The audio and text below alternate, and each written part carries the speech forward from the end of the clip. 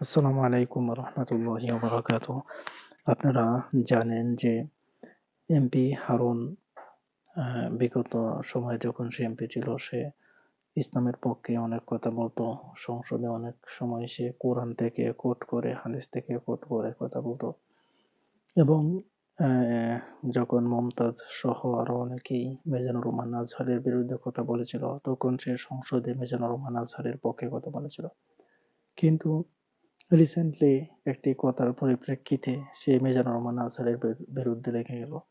শুধু তাই নয়, সে জামাত ইসলামের মতো একটি ইসলামিক রাজনৈতিক দলের বিরুদ্ধেও সে কথা বলতে শুরু করলো এবং সে বিভিন্ন জায়গায় সে বলা বলে শুরু করলো যে জামাত ইসলামী ধর্ম ব্যবসা করে অথবা তারা মুনাফিকি করছে, এরকম কথাও সে বলছে।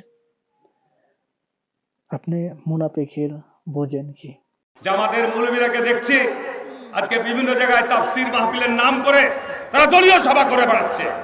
এটি মুনাফিকি, এটি জনগণের সাথে প্রতারণা। মুনাফিকি কাকে বলে? মুনাফিকের লক্ষণ কি? আপনি তো এটাই বুঝেন না। মুনাফিকের যে লক্ষণগুলো আছে তার মধ্যে অন্যতম একটি হচ্ছে ডাবল স্ট্যান্ডার্ড মেনটেন করা। আপনি ইসলামের সাথেও থাকবেন, আবার কুফরি মতবাদের সাথেও থাকবেন, এটাও হচ্ছে মুনাফিকি।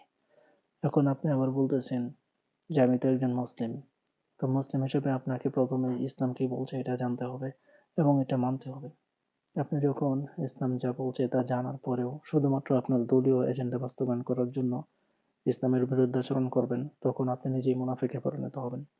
আপনি যতই বলেন যে আমি একজন মুসলিম, সো আপনি শুধু শুধু এই ফালতু রাজনীতির উদ্দেশ্যে কিংবা কোনো একটি রাজনৈতিক দলের এজেন্ডা বাস্তবায়নের জন্য আপনি একটি ইসলামিক দলের বিরোধিতা করবেন না।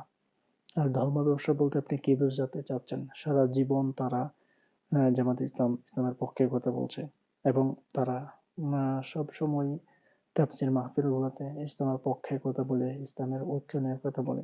আপনারা যখন জামাত ইসলামের সাথে জুটেছিলেন তখনও তো আপনারা জামাতের সাথে খুবই অন্তরঙ্গভাবে আপনাদের স্বার্থ হাসিলের জন্য মিলে থাকতেন, আর এখনই আপনাদের আসল মুনাফিকিটা বের হয়ে যাচ্ছে মানুষের সামনে।